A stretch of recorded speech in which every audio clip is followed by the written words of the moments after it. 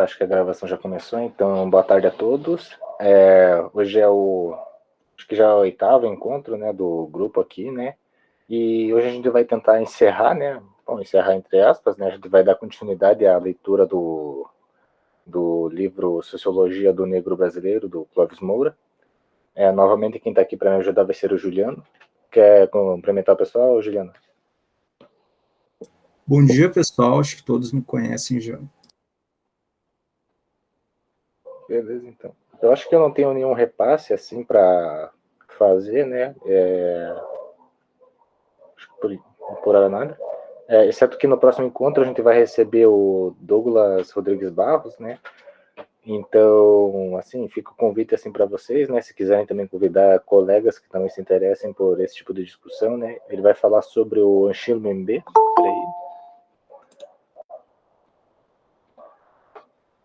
E então vai ser um encontro bacana. A gente vai meio que encerrar já os nossos encontros assim do primeiro semestre. Aí depois a gente vai retornar. A gente vai dar um intervalinho de umas 3 semanas mais ou menos, mas aí a gente vai voltar já com um novo calendário de leituras. Então fiquem atentos que daí a gente vai meio que recomeçar. Vamos voltar a alguns temas como racismo e sexismo. A gente vai voltar a falar sobre escravidão, negritude e essas questões. Então, fiquem atentos que a gente vai tentar liberar também o novo cronograma para vocês assim que ele estiver totalmente pronto, consolidado. Aí a gente vai liberar o calendário junto. Então, isso é mais para vocês estarem cientes da programação que a gente vai estar fazendo para o próximo semestre. Então, eu acho que no geral era isso, né? Também queria convidar vocês para a exibição do filme que a gente vai fazer semana que vem. Vai ser o Sétimo Selo, né? Mas eu vou liberar a arte depois no Instagram. Daí, mas se quiserem participar, eu acredito que o link já deve estar. Eu não sei se ele já está disponível, acho que a Ana já conseguiu colocar, né? Mas daqui a pouco a gente já libera lá e vocês vão poder se inscrever caso tenham interesse. Então, não sei se tinha mais alguma coisa. Não, eu acho que era só isso mesmo. Então, acho que já dá para começar a discussão sobre o livro. Bom, o capítulo de hoje é o quarto capítulo, é o negro como grupo específico ou diferenciado em uma sociedade de capitalismo dependente. E aqui, bom, pelo menos da impressão da leitura que eu tive, eu sinto que o Clóvis Moura tenta formular uma espécie de metodologia de pesquisa que vá, eu vou dizer que ele vá contra a academia em si. Ele faz críticas à academia, mas eu acredito que ele tenta criar uma metodologia meio paralela ao que a academia está, a forma como a academia trata suas pesquisas com relação a grupos de negros. E, bom, para isso ele começa dizendo que essa metodologia que ele falou inicialmente é exploratória, né? E é uma tentativa exploratória de se empregar a dialética materialista ao problema negro brasileiro no seu aspecto organizacional e ao nível de convergência entre os seus valores culturais trazidos da África e a função dos mesmos com as sociedades de classe e especificamente uma sociedade de capitalismo dependente como a brasileira. Então, basicamente, ele já está dizendo que a gente vai tentar estudar a forma como a cultura trazida pelos escravos, né, ela acaba exercendo certas funções dentro de certos grupos específicos. E aí, mais para frente, ele traz alguns exemplos, né, como a Umbanda, o Candomblé, e ele vai citando. Ele também traz essa questão da dicotomia, né, do conceito de classe social, né, em termos de classe em si e para si. E ele fala que essa dicotomia do conceito vem possibilitar a análise da classe desde a formação e emergência, quando ela é apenas objeto na estrutura social, até a fase mais plena de sua afirmação na sociedade. Quando adquire consciência de que se existe de que existe somente em confronto e fricção com outras que se comprimem no espaço social, pode reconhecer-se como específica, isto é, com objetos próprios e independentes. Bom, aqui eu não sei se eu vou conseguir explicar da maneira certa, daí qualquer coisa o Juliano já tenta me corrigir. Ele tenta falar da questão dos grupos específicos e diferenciados. Então, o que vem a ser isso? Bom, o negro já tem a característica de ter uma cor de pele diferenciada, e isso viria a ser o seu marcador social, e isso é o que torna ele, então, elemento de um grupo diferenciado. E o que vem a ser um grupo específico? O grupo específico seria você tentar analisar o grupo a partir dele mesmo e não usar todos eles como todos os outros como uma espécie de referência. Eu acho que isso aqui é uma forma de tentar sair de um determinado estereótipo. Não sei se o Juliano quiser explicar isso aí só para exemplificar melhor. Cara, Matt Fisher, que eu passo minhas considerações no final. Tranquilo. Deixa eu ver.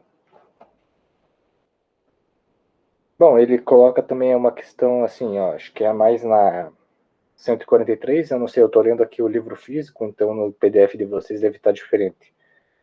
Mas ele coloca que durante a escravidão podemos constatar os seguintes tipos de grupos específicos,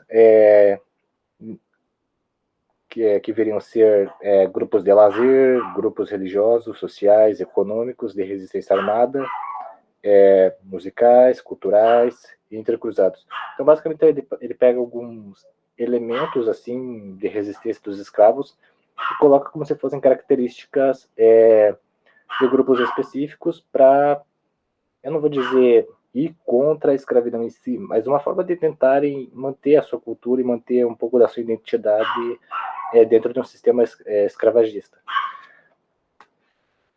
Deixa eu ver.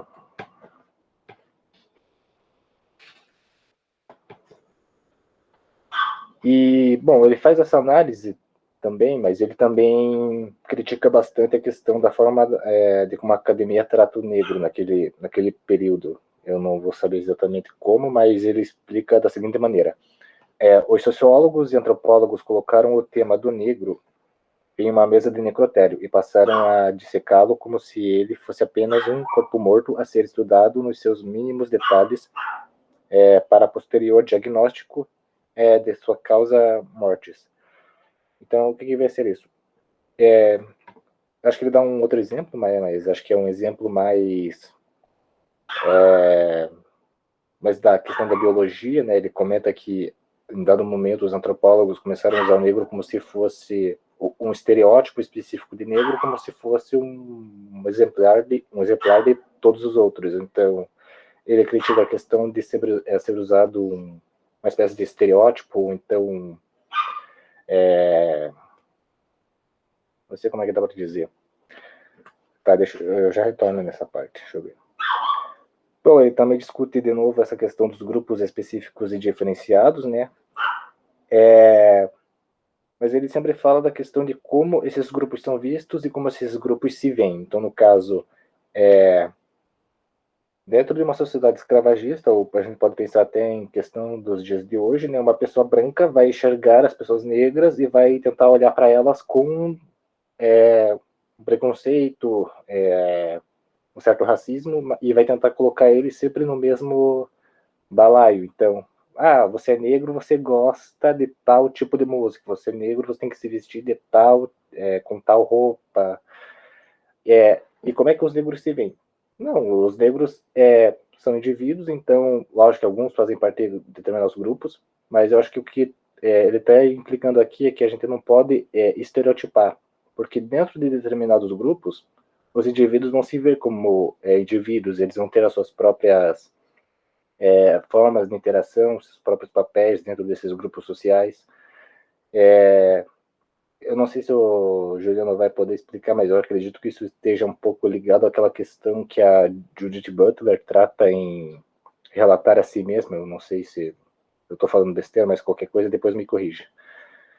Deixa eu ver. Bom, daí um pouquinho mais para frente, né, acho que já na metade desse recorte, né, ele fala do esquema metodológico, né, em posição. Eu acredito que seja lá na página 152, mas depois eu passo direito a referência aqui pelo PDF, que eu acho que ele tenta... Eu acredito que nessa página em si ele consegue resumir muito melhor o que ele está tentando dizer no capítulo todo. Né, ele fala sobre a questão do grupo específico diferenciado, ele fala do esquema metodológico,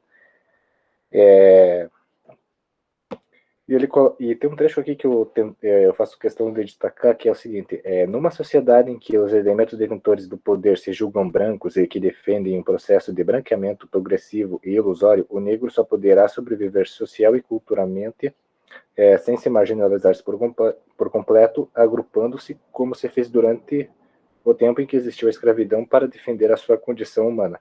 Em uma sociedade de modelo capitalista e de capitalismo dependente como a brasileira, onde o processo de peneiramento social está agravado por uma competição a cada vez mais intensa, os grupos organizacionais negros que existem procuram conservar os seus valores e insistem em manter o seu ritual religioso afro-brasileiro,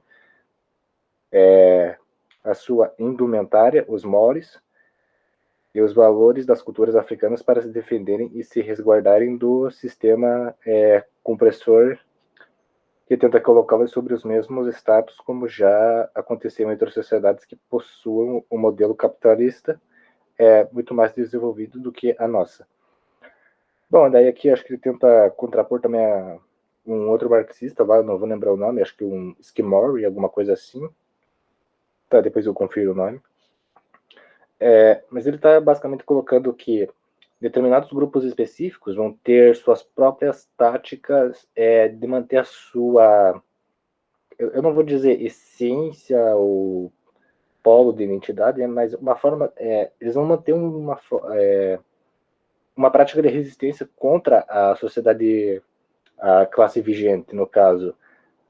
Os negros foram libertos da escravidão, ok. E depois disso, o que acontece? Eles vão ser marginalizados.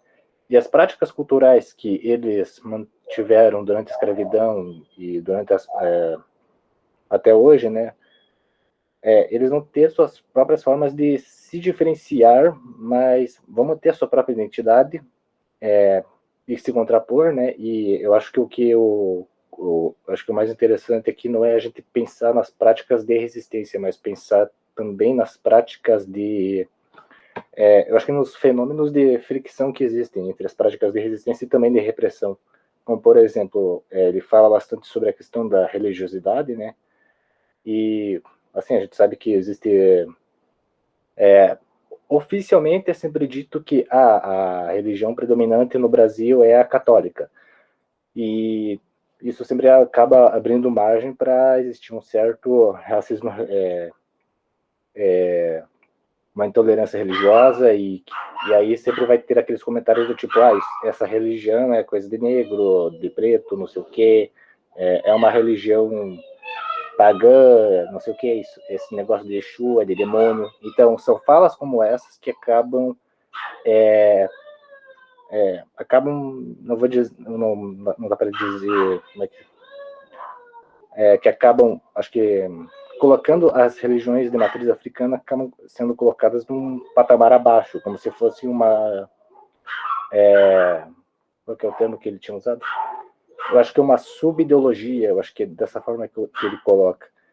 E que é essa espécie de convivência, né, entre as religiosidades, né, tanto a católica como também as de matriz africana, que acabam convergindo em dados momentos. Isso, sendo demonizadas ou sendo banalizadas de qualquer jeito. Mas eu acho que é bem interessante a gente pensar nessa prática que ele, no termo que ele coloca, que é de uma sub-ideologia. Porque existe a ideologia capitalista, não sei o que, é racista, e os negros precisam ter a sua própria. Por quê? Para se contrapor a essa sociedade, ou pelo menos poderem existir nessa sociedade sem serem branquizados, alguma coisa assim. Branquizados não é... sem serem estereotipados ou ficarem à mercê de uma sociedade que acaba oprimindo eles a todo momento. Deixa eu ver, acho que tinha mais um recorte que eu tinha achado aqui. E ele coloca também a questão do simbolismo. E é justamente a importância do mundo simbólico desses grupos que se consegue fazer com que os negros os procurem, pois se ser uma fuga é uma reelaboração através deles do significado e da sociedade que os discrimina.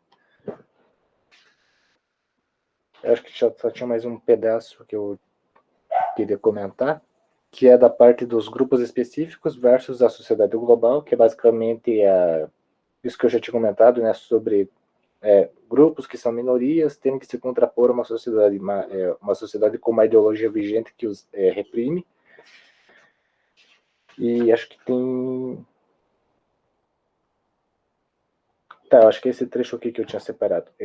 O nível de atividade empírica, esses grupos específicos desempenham diversas funções sociais que transcendem em muito a simplicidade religiosa. Um exemplo disso podemos ver nos resultados de uma pesquisa feita no bairro de Pedreira, dependendo do Pará, sobre as formas de atendimento médico. Naquela área, os pesquisadores dividiram esse atendimento em três categorias.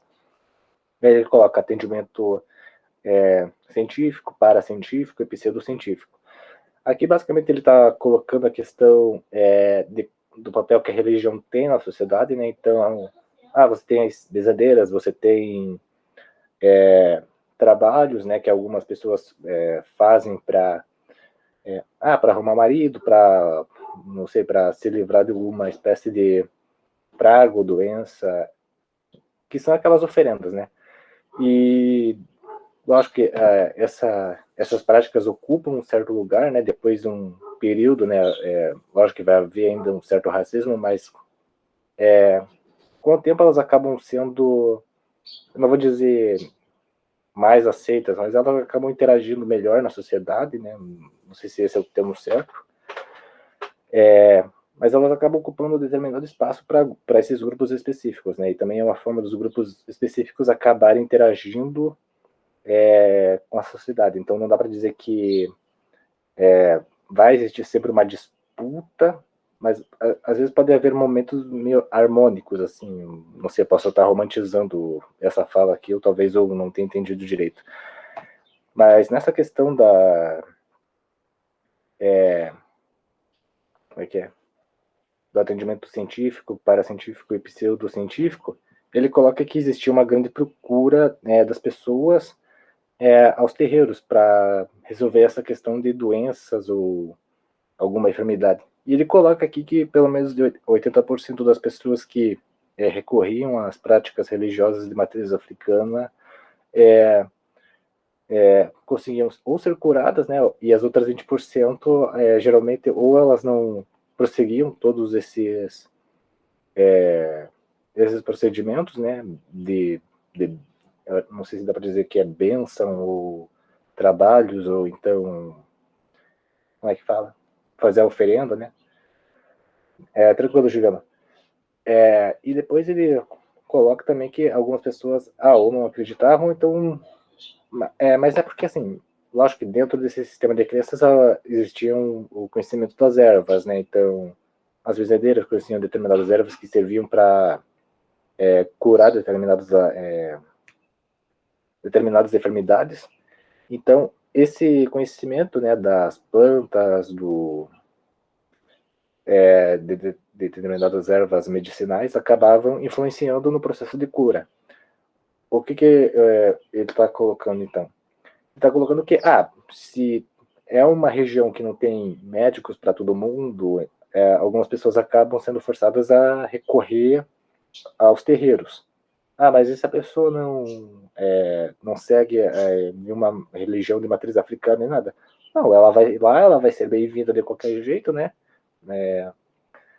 Mas vai depender dela se ela vai seguir os conselhos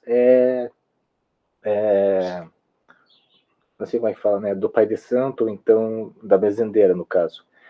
E aí, dependendo da forma como ela vai se relacionar com essas informações, né? Então, de repente, ela consegue melhorar da sua determinada doença.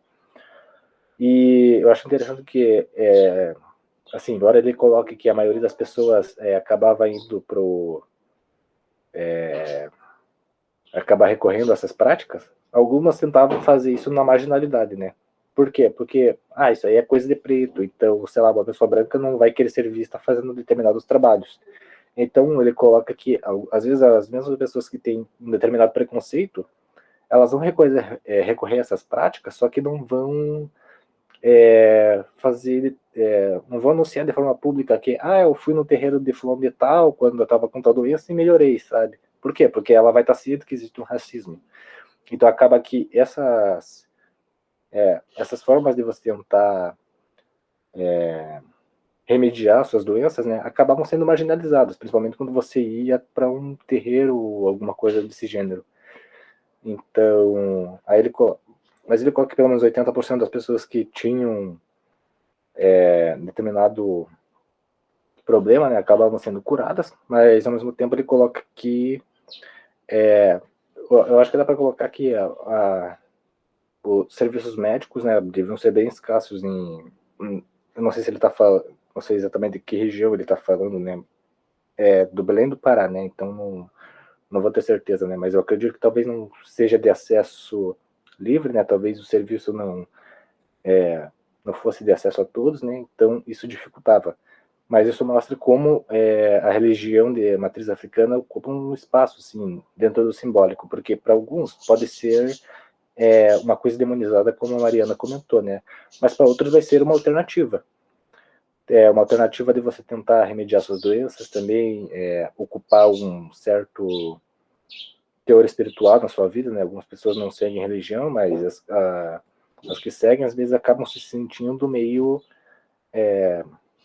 não sei como é que dá para falar, acho que meio... acabam ficando meio recientes, né? Não sei, ou acabam procurando outras práticas culturais, né? Ou outras práticas religiosas, né? E a religião de matriz africana está ali nesse espaço ocupando uma certa necessidade, não sei, acho que uma certa... como é que dá para falar? Uma certa lacuna que possa existir dentro desse campo. Eu não sei se eu conseguir explicar muito bem isso aí, qualquer coisa o Juliano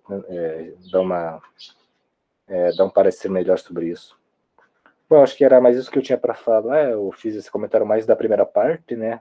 A partir disso, o Clóvis Moura fala mais sobre a função e também as características das religiões africanas novamente, né? Daí ele usa o símbolo libertário, que é o Exu, e tinha um outro trecho que era de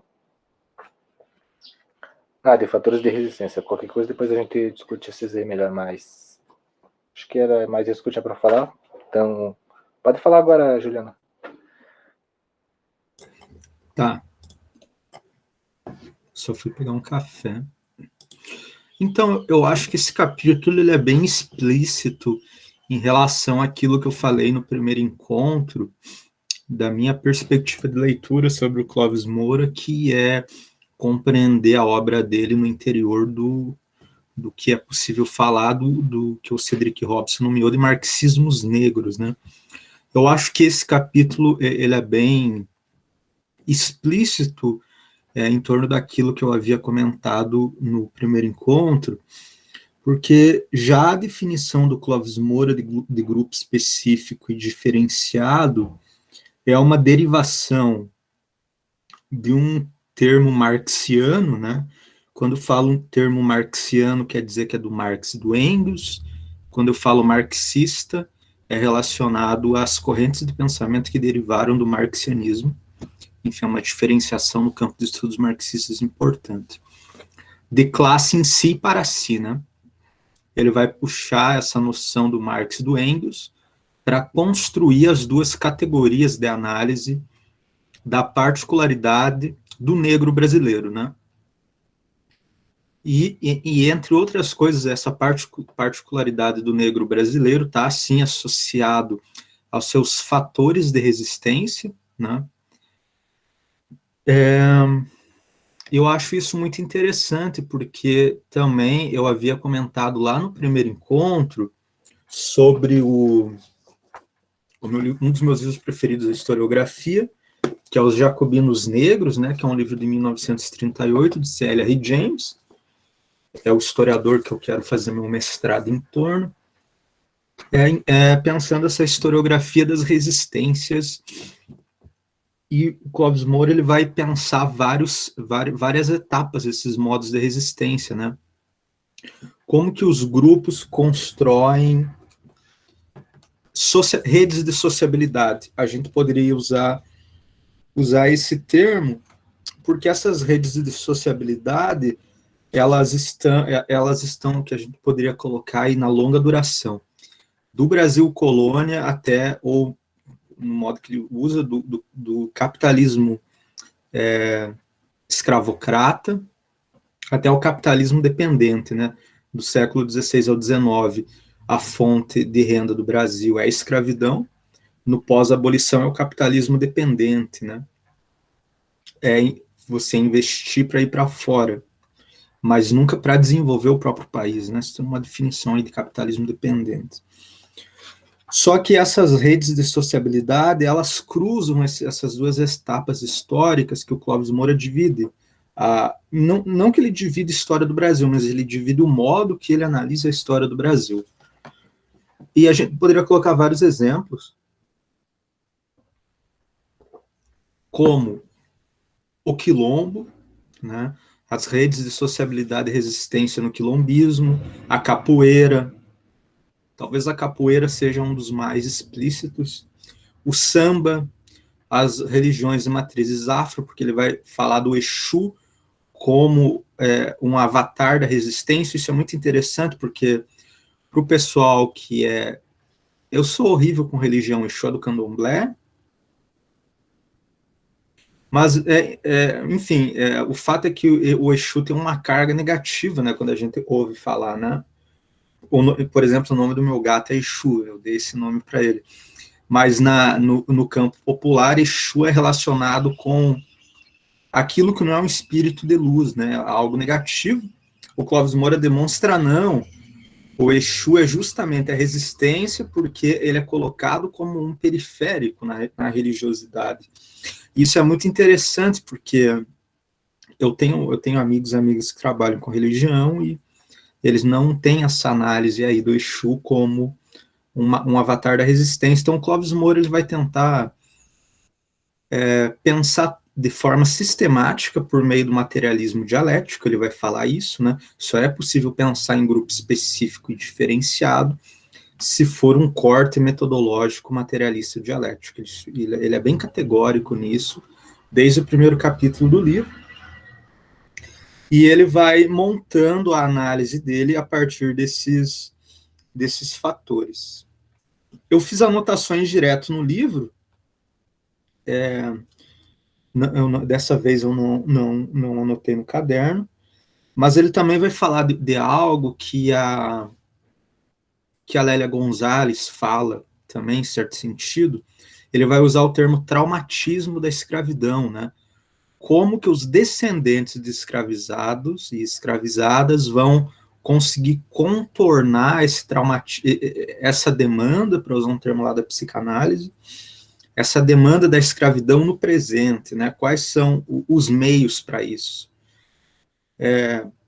Os meios, a gente poderia pensar em dois, meios culturais, a escrita, os abolicionistas, os escritores e escritoras negras vão manejar esse traumatismo por meio da literatura.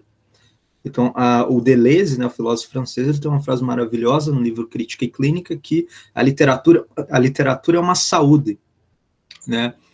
Então, esse traumatismo da escravidão, quando a gente lê Maria Firmina dos Reis, Lima Barreto, Machado de Assis, essa literatura se torna quase terapêutica para esses escritores e escritoras, porque eles estão existindo a partir desses livros e contando uma história que não era contada, né? Então, a gente poderia pensar aí a literatura desses autores negros como uma clínica para dar conta das feridas da escravidão. Gosto muito dessa metáfora do Deleuze, que está no livro dele, Crítica e Clínica. O cara que ele vai criticar é o Skidmore. É muito interessante isso, porque hoje em dia não pega bem você criticar alguém da academia, né? É meio, ainda mais a gente que não tem látis, aquelas coisas, fala qualquer coisa, mas aqui o Clóvis Moura, ele critica esse pessoal, ele vai falar do escravo como um tema morto. A gente poderia usar um outro termo que é pensar os estudos sobre escravidão como algo passivo no interior da produção brasileira, né? É por isso que ele vai escrever As Injustiças de Clio, o negro na historiografia brasileira. E e nesse ensaio ele vai atacar a historiografia brasileira a partir desse pensamento anti-acadêmico, né, que falam que, eu não sei se ele falava que tinha, mas os comentadores falam que é uma potência anti-acadêmica, mas ele vai descer o sarrafo em vários acadêmicos e acadêmicas que, tanto que pesquisam o tema da escravidão, mas é o negro como objeto, ou que colocam os temas da escravidão como, digamos assim, no cemitério das dissertações. Nada muito relevante, né? Relevante no sentido que não ajuda a ressignificar a memória do povo negro, né? Não que não tenha que ser feito, tem que ser feito, mas a crítica dele vai por a crítica dele vai por essa linha. Aqui o negro como tema morto, e ele vai usar o termo um cobaia, né? Uma cobaia sociológica. É justamente isso, uma cobaia sociológica, aquilo que se faz teste, né? Não é aquilo que você consegue desenvolver as potências para uma luta do presente, né? O Clóvis Moura, quando está escrevendo, ele sempre está pensando na situação do negro no seu presente. Diferente dos outros historiadores e economistas, que bastante economista escreveu sobre o tema, o negro, a negra, é deixada num passado que é encapsulado em si mesmo, né?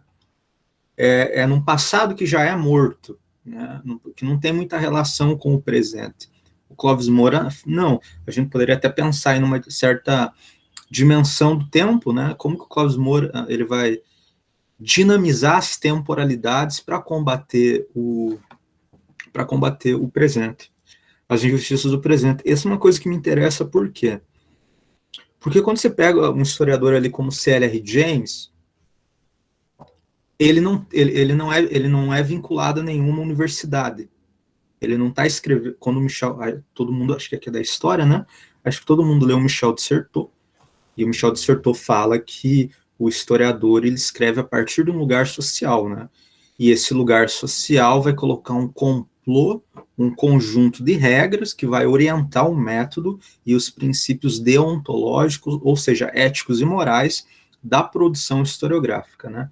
Isso é o que? A operação historiográfica. Então, a operação historiográfica é sempre juntada numa instituição que fornece suas diretrizes. Mas quando a gente pensa no C.L.R. James e no Clóvis Moura era autodidata, mas no caso do C.L.R. James é muito emblemático, por quê?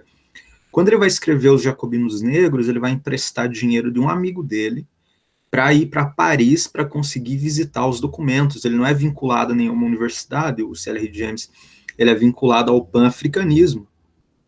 Esse é o lugar social dele. Então, por exemplo, eu estou falando que do C.L.R. James, quero fazer um paralelo.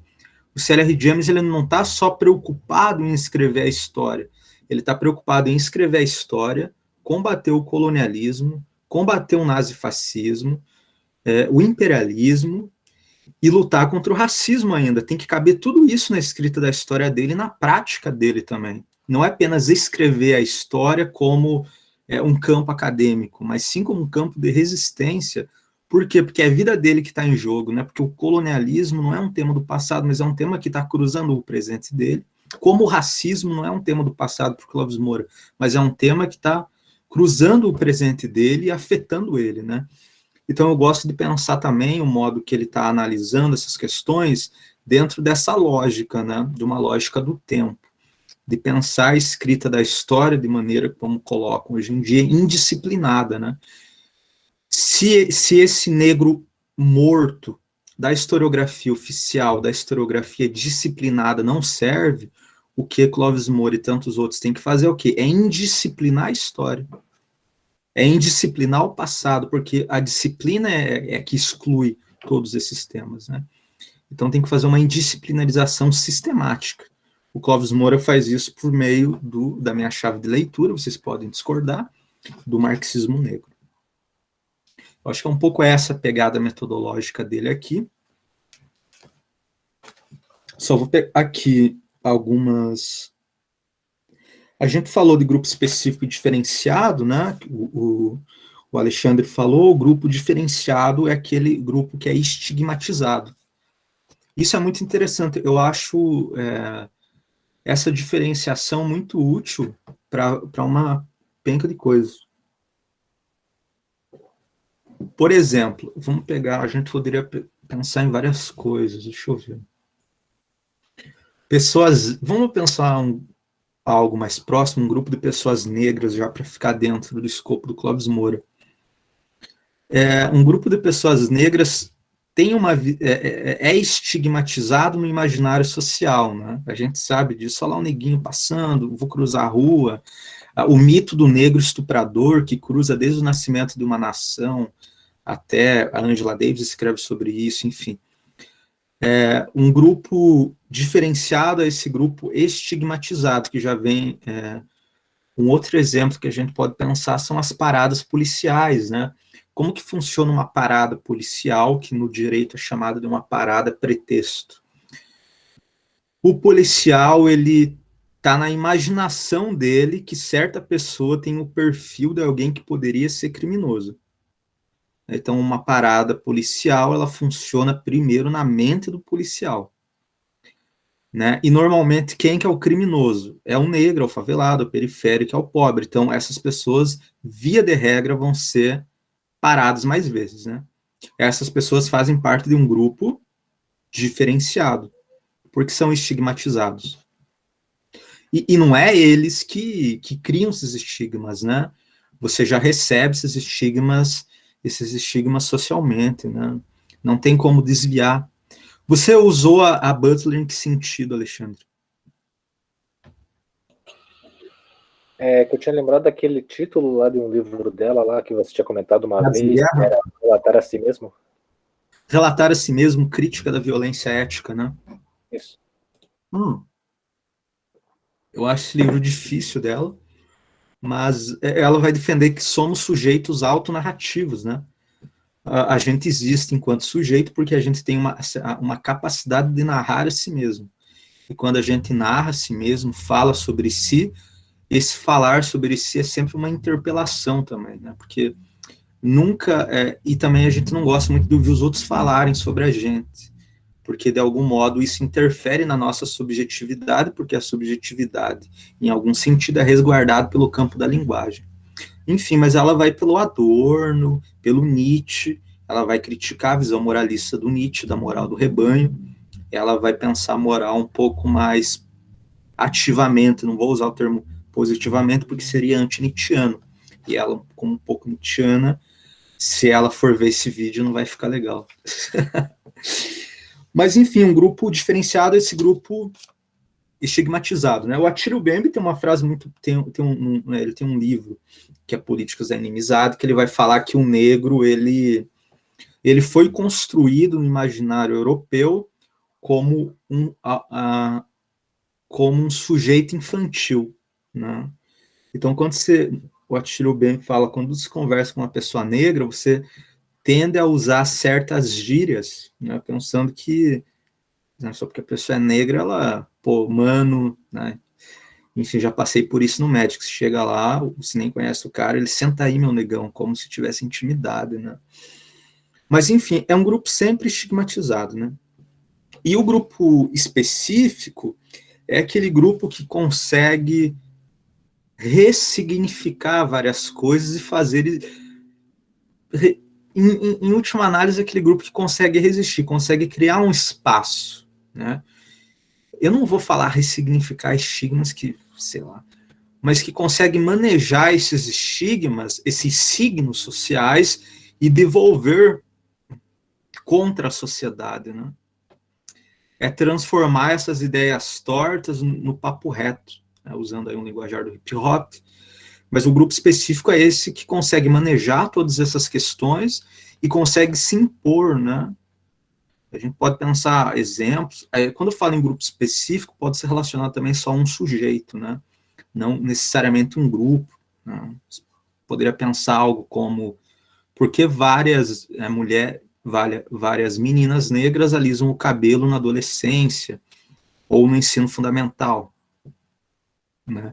Mas depois lê certas coisas, assume a identidade black, e daí aquele cabelo que era estigmatizado se torna um símbolo de resistência e um símbolo de você se impor em determinado local, né? Essa é a transformação do grupo diferenciado para o grupo específico, né?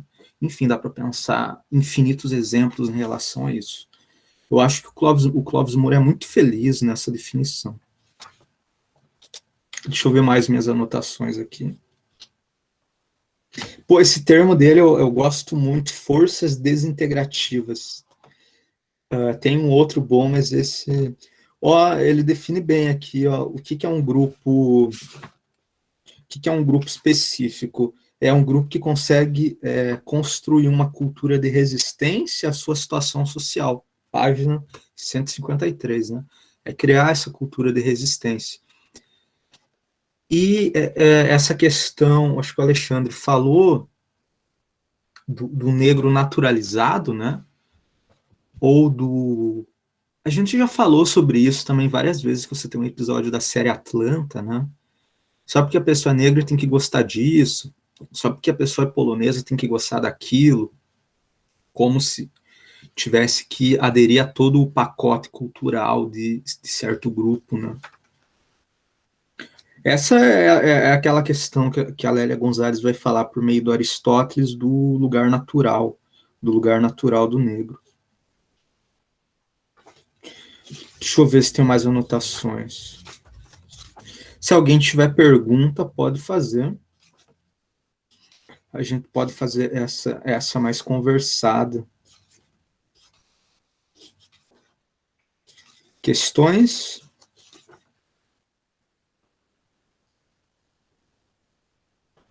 E claro que ele vai descer o pau nas escolas de samba, né? Como algo que desvirtuou o que seria a verdadeira luta do negro.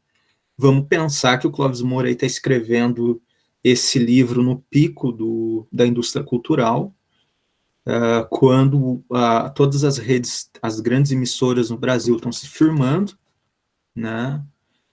Então, tem todas essas questões históricas, ele não só falava, não criticava o samba por criticar, tem todo esse escopo por trás. Mas, como um bom marxista, ele desce o pau certinho, a meu ver. Um bom marxista é aquele que tem bons inimigos.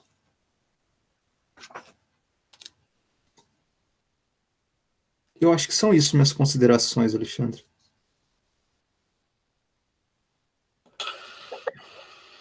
Mano, não sei se alguém tem alguma pergunta para fazer, ou não tenho muita colocação nem nada, né? Mas. Eu acho esse capítulo muito. Ele tem muito aspecto cultural e eu não conheço esses aspectos culturais, folclore regional, por exemplo, que o livro trabalha. Claro que a gente consegue explicar em um nível teórico, mas eu não saberia entrar assim paulatinamente nessas questões.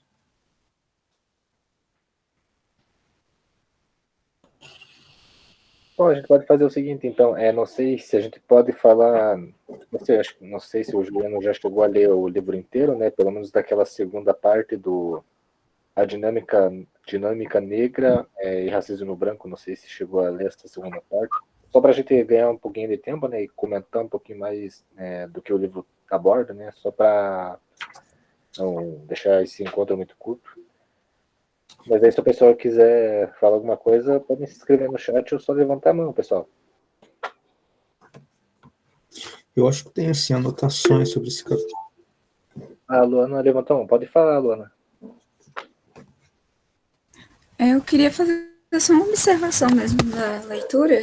Eu gostei bastante, tipo, desse texto e também... Eu gosto bastante, assim, do Clóvis Moura e da Lélia, como eles trazem essa perspectiva desse negro como agente, sabe? Como agente histórico, como agente de resistência, como pessoas que têm história, essas histórias são diversas, sabe? Não como o Juliano tinha falado antes, como um pacote, sabe? Como uma coisa plural. E aí eu vejo como é importante a gente trabalhar, quando a primeira parte do texto, né, quando ele fala de trabalhar esse negro como dentro das suas diversidades, né, não somente como um objeto, tipo um ratinho de laboratório, sabe, mas dentro da sociedade, como ser cultural, e entre outras coisas.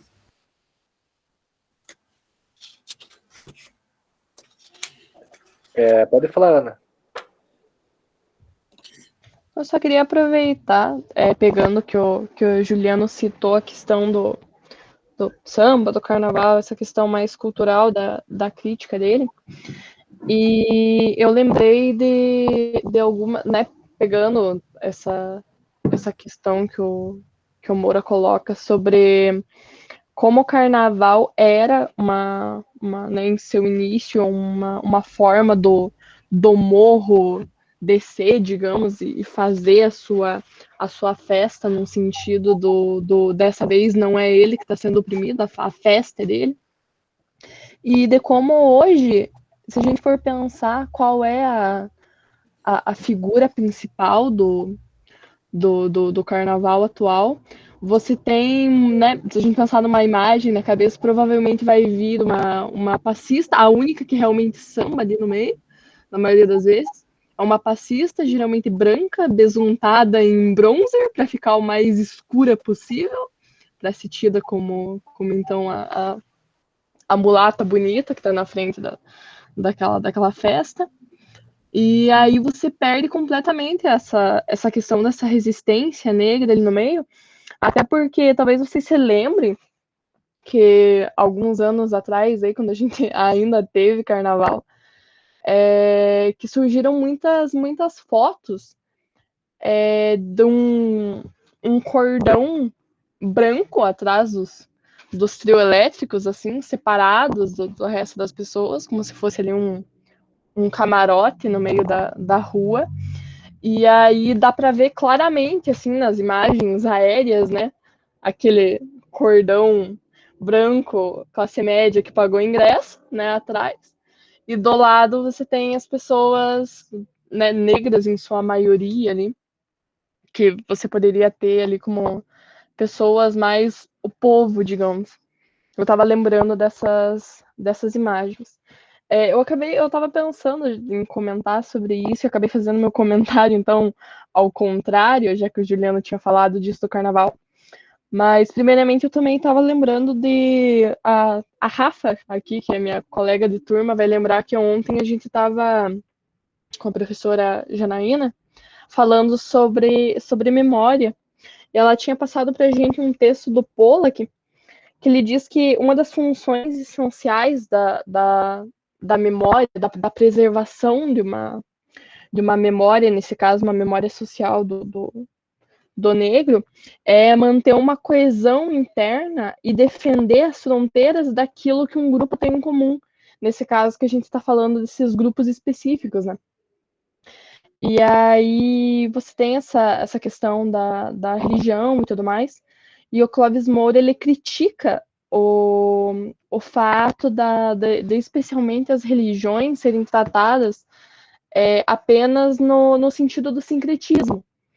Então, se a gente for lembrar das nossas aulas do famigerado ensino religioso, no ensino fundamental, você vai lembrar que as religiões de matriz africana eram muitas vezes faladas, comentadas apenas nessa questão do sincretismo, como se fosse uma coisa natural, bonita, linda, maravilhosa, né? Quem que nunca teve uma tia cristã católica que ia no fim de semana na igreja, mas durante a semana fazia amarração e tudo mais, né? E dizia que, tipo, você tá, o filho tá doentinho, vamos levar na tia, não sei das quantas. Acho que todo mundo teve uma tia, assim, ao menos eu tive vários. Então, o Clóvis Moura critica essa questão de falar apenas como das religiões e tudo mais, no sentido do sincretismo, porque essas reminiscências não são apenas reminiscências o que a gente tem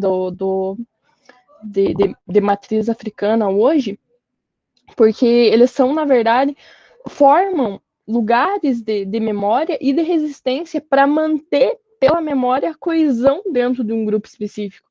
E aí você tem o que ele fala no texto também sobre as pessoas dizendo que não, é o negro que quer se manter afastado e o racista, na verdade, é ele. Né? Eu, ao menos, já ouvi muito esse discurso, acredito que todo mundo também já tem ouvido. E voltando para a questão do carnaval, eu também acho interessante Eu vi um vídeo, acho que foi da Lilia Schwartz, se não me engano, que ela estava contando um pouco sobre a história do carnaval. E ela comentou sobre a visão que a gente tem do carnaval como uma degeneração, enfim, mas que o carnaval, mesmo o carnaval no seu nascimento, o carnaval fora do Brasil, o carnaval branco, ele tinha esses elementos muito antes dele chegar no Brasil e ser tomado como uma forma de resistência negra. Então, se você pensar novamente, hoje, nos desfiles e tudo mais, você tem ali né, que nem eu brinquei do branco classe média que pagou ingresso. Não, ele está ali se divertindo. Ele saiu do seu escritório para ter 4 dias para poder ser doido e ninguém vai falar nada, porque afinal ele é uma pessoa de bem, ele está ali apenas se divertindo. Agora ele se separa então daquele cordão negro, como a gente pode ver nas fotos, porque o negro ali para ele oferece um perigo. Então acho que era isso por enquanto, que vomitei muita informação aqui, que não sei se consegui me fazer entender, mas era esses pensamentos que eu estava tendo por enquanto. Pode falar, Luana. Não, sobre essa questão do que a Ana Carolina estava falando, eu consegui refletir sobre a questão do funk hoje em dia também, sabe? Tem uma região nobre de São Paulo que eles fazem. Eu não gosto de usar esse termo, mas é tipo um baile funk sofisticado, sabe? Aí vai um monte de menino branco pra lá, fica cantando funk, e aí, tipo, enfim, usa todo aquele perfil, tipo, de maloqueiro, sabe? Pra sair como descolado. E aí fica fazendo dancinha de TikTok, um monte de coisa assim parecida. E o quanto isso, o funk de raiz, que é usado como algo cultural e de entretenimento nas zonas periféricas, hoje em dia tá perdendo o seu significado, sabe? Aí, tipo, as pessoas brancas estão usando como um meio sofisticado, sabe? E isso tá perdendo o seu valor cultural todinho.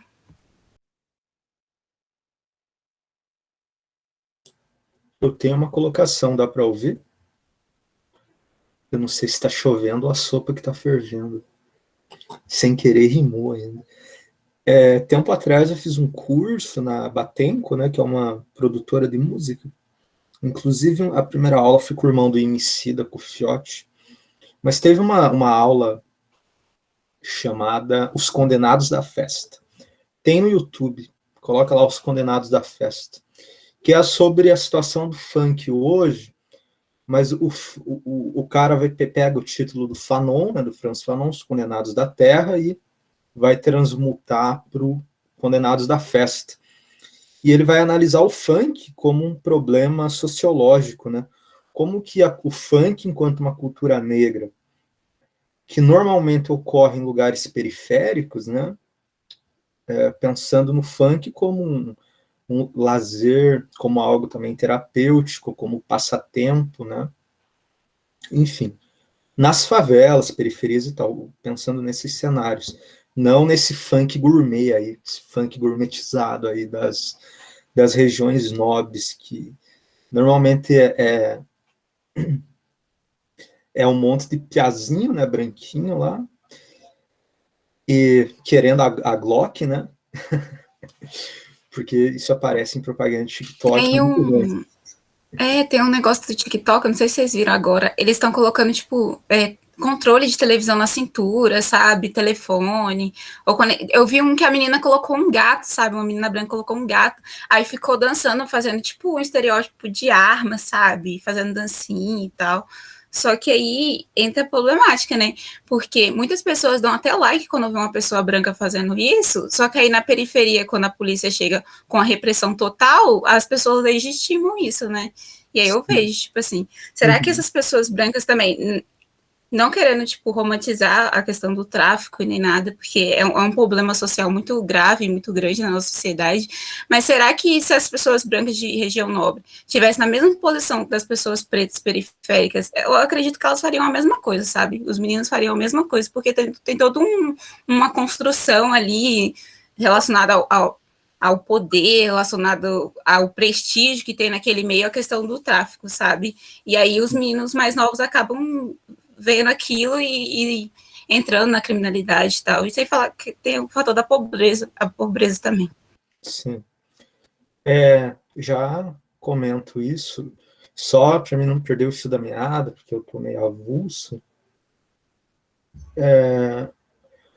E nesse vídeo, Os Condenados da Festa, nessa palestra, o cara vai comentar como que o funk ele é construído pela mídia, principalmente pelaquela mídia policial, né, onde eles mostram as paradas no baile funk, que são paradas sempre violentas, como algo que tem que ser eliminado, né, como algo que é... Essa você vê muito, principalmente nos vídeos do Brasil Paralelo e qualquer portal conservador que defenda a cultura. O funk como algo inculto, né? Como se conhecer a Nona Sinfonia de Beethoven ou tornar-se automaticamente culto, né? Ou ler toda a Em Busca do Tempo Perdido do Proust, conhecer Flaubert, né? Como se isso automaticamente te deixasse menos burro, né? Às vezes pioreia a burrice. Enfim. Mas o funk colocado como algo inculto, como algo relacionado ao crime, né? E ele defende que essas representações midiáticas do funk, ele vai usar uma outra categoria do Fanon, que é a categoria da negrofobia, né? Como que a mídia é negrófoba, né? Ou seja, ela produz um medo social em relação ao funk, qualquer coisa associada ao funk em regiões periféricas. Eu achei muito interessante essa relação que ele fez entre o funk, as representações midiáticas do funk, e como isso causa um certo medo social em algumas, claro, em certos estratos e grupos que consomem espera, deixa eu fechar meu WhatsApp aqui, que consomem esse tipo de reportagem. A outra associação que o funk tem é o funk associado diretamente à putaria. Enfim, mas ele vai fazer uma análise que eu achei bem legal. Eu nunca tinha pensado nessa relação entre o funk e a produção do negro como um artefato que causa medo, né? E claro que as paradas policiais das regiões nobres e periféricas são diferentes. Eu sempre falei aqui que o corpo carrega o território, né? Independente do lugar que você vá, e se perguntarem onde tu mora, você falar que mora em certo bairro, automaticamente não, via de regra você já é estigmatizado, né? Só por morar naquele local, né? Então, corpo e território. A gente sabe que o corpo é espaço também, né? Mas corpo e território não se dissociam, infelizmente. Enfim, eu defendo essa ideia. Mas para quem curte funk ou estudar sobre Os Condenados da Festa, uma ótima palestra, pode fornecer vários recursos para pensar essas questões, né? E TikTok, ninguém aguenta. Eu uso aquele aplicativo para estudar língua, o famoso, Duolingo. Duolingo? Eu uso esse daí só para entro todo dia e sempre tem alguma propaganda dele. Eu puxo minha K47, não sei o quê. Enfim, é chato. Mas eu acho que dá para pensar essas questões a partir do Clóvis Moura, né? Porque eu não vejo muito essas categorias dele, vamos pensar marxianamente, né? Não é conceito, é categoria. Como essas categorias, quer dizer, eu não vejo essas categorias sendo utilizadas para pensar algumas coisas, sabe? Eu quase não vejo o Clóvis Moura servindo como uma metodologia para pensar também essas questões, né? porque os temas que ele coloca são os temas que o Muniz Sodré vai desenvolver também, mais vinculado à antropologia da comunicação, que é o campo dele, mas ele tem um livro ótimo chamado Pensar na Go, né? Mas, enfim, o Clóvis Moura abriu aí uma porta que eu acho que ela não se fecha mais.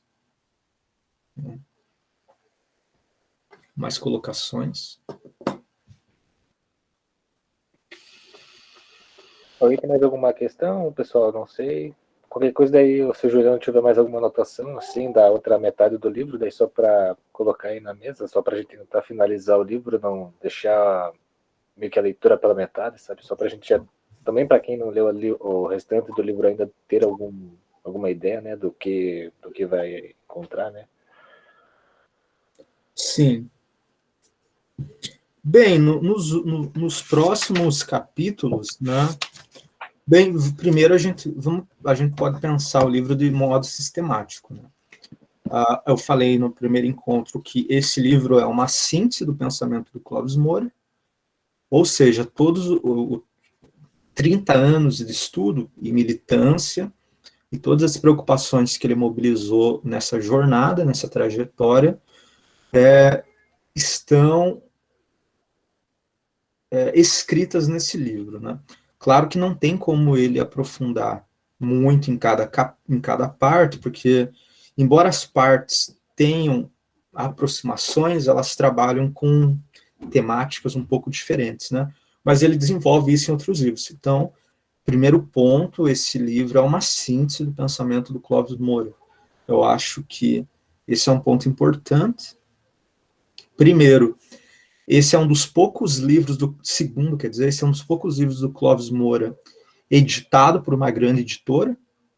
Está sendo reeditado alguns outros livros dele. O Negro do Péssimo Escravo ao Mau Cidadão, eu acho, está saindo pela editora Dandara agora.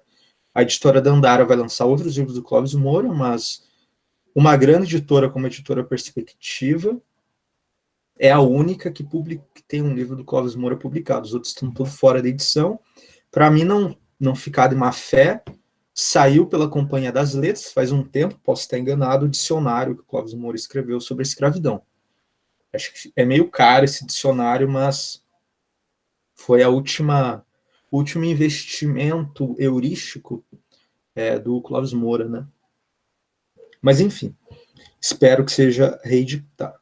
Então, quando a gente pensa o capítulo 1, teorias à procura de uma prática, a gente já vai notar que o Clóvis Moura ele vai criticar a sociologia, a antropologia e a historiografia brasileira na perspectiva do lugar que o negro ocupa no escopo dessas ciências sociais, né? Então, a crítica do Clóvis Moura, embora ela seja, sim, uma crítica marxista, né, porque teorias à procura de uma prática. Essa crítica marxista ela é marcada por essa questão de repensar o lugar do negro na formação social brasileira e nos estudos étnico-raciais, né? Então eu vejo que tem uma dupla envergadura aí do Clóvis Moura, porque ele também está criticando autores que são, em certa medida, marxistas, né? Mas eu vejo que essa singularidade dele é repensar também o lugar do negro no passado historiográfico, mas também no presente. Eu acho que o primeiro capítulo possibilita a gente a repensar essas questões. Estão vendo falar muito de passado, performatividade do passado, narrativa e tal, porque eu estou muito focado em desenvolver o projeto de mestrado, então estou lendo muito sobre isso, então qualquer coisa leva a isso. Eu estou almoçando, já começo a pensar na narratividade do feijão, enfim, na sintaxe do arroz, enfim. Acho que TCC e projeto a gente fica meio louco mesmo. Mas, enfim, a dinâmica negra e o racismo branco, bem que a gente não discutiu esse capítulo, né? A gente ficou só no capítulo. A gente só ficou na primeira metade mesmo do livro. Uhum. Bem, mas eu acho que essas questões dão conta aí do primeiro capítulo, teoria, prática e o lugar do negro, e um método científico, materialismo histórico dialético, repensando o negro na formação do Brasil. Então, eu acho que essas preocupações cruzam aí o capítulo 1. O segundo capítulo eu tenho algumas anotações, e eu posso dizer algumas coisas. Primeiro, o segundo capítulo é muito mais econômico, é um capítulo mais econômico, é um capítulo que vai aprofundar mais o que o Clóvis Moura vai entender pelo capitalismo dependente. Então, essa segunda metade vai aprofundar critérios econômicos vinculados com a sociedade capitalismo dependente, que a gente não falou muito sobre isso. E quem tem leitura mais aprofundada sobre isso é o Murilo. Outra coisa que o Clóvis Moura vai estudar aqui, que é muito interessante, a critério de curiosidade, o Clóvis Moura ele era colunista em jornais, né? Salvo engano, posso estar enganado, posso estar errado, mas ele redigiu um jornal chamado Spartacus, um nome assim, é um nome meio russo, não lembro. Mas ele escrevia crônicas nesse jornal, ele escrevia sobre cultura do modo geral, escreveu até sobre o Lima Barreto, e ele vai se interessar muito pelo que se chamou na historiografia da imprensa negra no Brasil, né? A imprensa negra vinculada aos abolicionistas e aos escritores negros, né? Porque no final do século XIX, começo do século XX, com a ascensão do capitalismo visual, né? Ou seja, a reprodutibilidade técnica, enfim, essas questões benjaminianas, eu acho que todo mundo entrou em contato com isso, né? Então, vários escritores negros e artistas, eles tiveram que trabalhar em jornais, porque a carreira literária não era, assim, uma certeza absoluta, e nunca foi, né? Só se você é tipo Proust, que tinha de grana para ficar um ano deitado na cama escrevendo Em Busca do Tempo Perdido. Ou o Balzac, que demorou, acho que, anos para escrever a Madame Bovary. Daí sim, você nem precisa ter sucesso literário, você já é ricão. Mas enfim, né? Mas para esses escritores não tinha. Então, o jornal funcionava tanto como um meio para você ganhar grana, quanto para você conseguir visibilidade social. Né? Então, isso marcou muito os abolicionistas e os escritores e escritoras negras. E o Clóvis Moura vai se interessar pela essa imprensa negra, né? Como que vários negros, por meio das suas agências, construíram redes de sociabilidade e intelectualidade por meio das imprensas, principalmente localizado no Rio de Janeiro e em São Paulo, que a gente sabe que na produção historiográfica sobre certos temas existem metrópoles, né? Via de regra, Rio de Janeiro e São Paulo. Então ele vai ter um capítulo analisando a imprensa negra, né, em São Paulo, como eu havia falado. É interessante isso também, né? Porque nessa primeira parte ele não fala nada sobre a imprensa, sobre o jornal, mas ele vai aprofundar nessa questão também.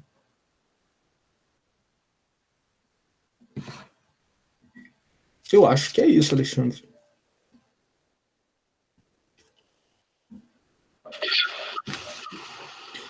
Não sei se alguém quer fazer alguma questão, não sei, algum comentário assim do livro, sei lá. Tudo certo, pessoal? Qualquer coisa a gente já encerra aqui, então. O primeiro capítulo da parte 2 do livro é Sociologia da República de Palmares. Ele vai defender que Palmares, no Brasil colônia, quando eu li fiquei bem meio interessado, ele vai defender que a primeira experiência republicana do Brasil não foi no século XIX, foi na República de Palmares. Então ele vai analisar, ele vai fazer uma análise política da organização de Palmares. É muito interessante, porque quando a gente vê Palmares, é zumbi, né? Mas as dinâmicas internas, como era organizado, qual que era a função econômica de cada um, a gente quase não vê, né? Principalmente nas aulas. Mas ele vai escrever um capítulo sobre isso. sobre essa experiência republicana palmarina. É muito interessante, muito interessante.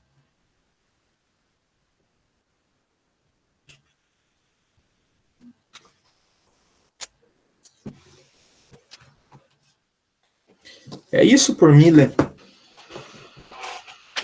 Você quer repassar alguma coisa? Quando a gente vai recomeçar o grupo?